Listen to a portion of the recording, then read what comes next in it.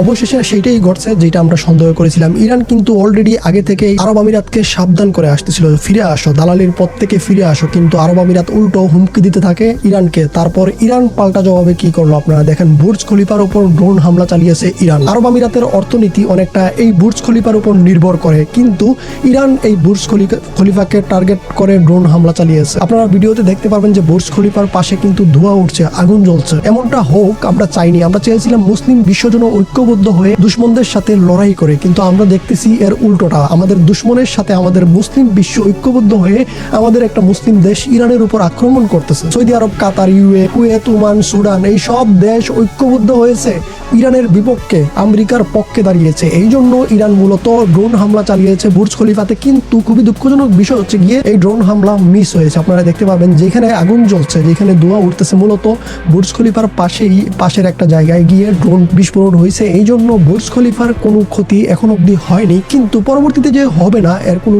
নিশ্চয়তা কিন্তু নাই।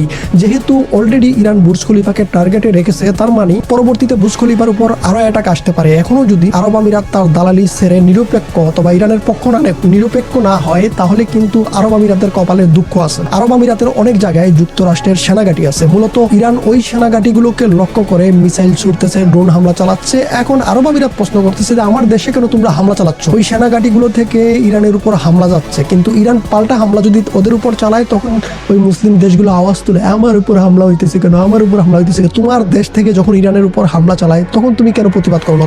তখন তুমি কেন আমেরিকাকে নিষেধ করো না যে আমার দেশ থেকে কোনো হামলা ইরানে করা যাবে না? আরব আমিরাত, কুয়েত, অন্যান্য যে মুসলিম দেশ আছে, ওই মুসলিম দেশে যুক্তরাষ্ট্রের সেনাঘাঁটি আছে, ওই সেনাঘাঁটিগুলো থেকে বারবার হামলা চালানো হচ্ছে ইরানের উপর। এই মুসলিম বিশ্ব যতদিন ঐক্যবদ্ধ না হতে পারবে, ততদিন পুরো বিশ্ব এই মুসলমানদেরকে পেটাবে, যেমনটা এখন অলরেডি হচ্ছে। বিভিন্ন দেশে মুসলমানদের উপর নির্যাতন হইতেছে, বিশেষ করে আমাদের প্রতিবেশী দেশ ভারতেও কিন্তু মুসলমানদের উপর নির্যাতন হচ্ছে। আর এই ভারতের নির্যাতন বন্ধ করা সম্ভব ছিল আরবের যে মুসলিম দেশগুলো আছিল, তারা যদি ঐক্যবদ্ধ হয়ে এর প্রতিবাদ জানাতো, ভারতের 14 গোষ্ঠী বাধ্য হতো মুসলিম নির্যাতন করা থেকে।